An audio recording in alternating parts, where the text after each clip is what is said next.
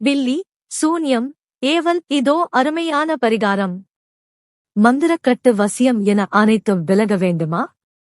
தினந்தோறும் உங்கள் உணவில் முருங்கை அல்லது அகத்திக்கீரை சேர்த்து உண்ண உங்களின் உடலில் தங்கியிருக்கும் எப்படிப்பட்ட வசிய மருந்தின் சக்தியும் முறியும்.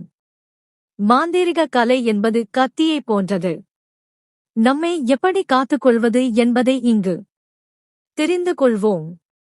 எதையும் அழிக்கும் வல்லமை பெற்றது நெருப்பு.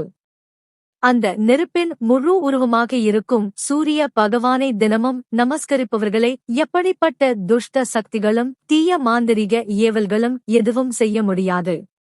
வருடத்தில் வருகிற தை ஆடி அமாவாசை, மகாலய அமாவாசை போன்ற தினங்களில் கடலை ஒட்டி இருக்கும் கன்னியாகுமரி, திருச்செந்தூர் போன்ற கோவில்களின் கடலில் நீராடி அந்த கோவில்களில் இருக்கும் இறைவனை வணங்க வேண்டும்.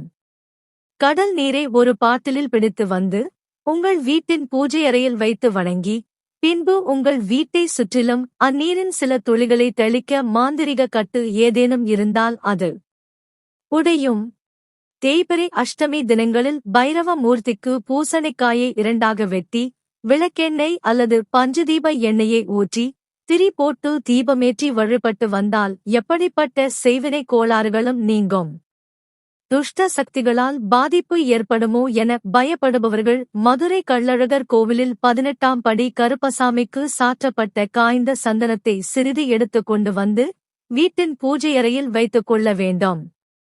உங்களால் இவ்விடங்களுக்கு செல்ல முடியாவிட்டாலும் உங்களுக்கு தெரிந்தவர்கள் யாரேனும் இந்த இடங்களுக்கு செல்லும்போது இவற்றை கொண்டுவர சொல்லி பெற்றுக் கொள்ளலாம்.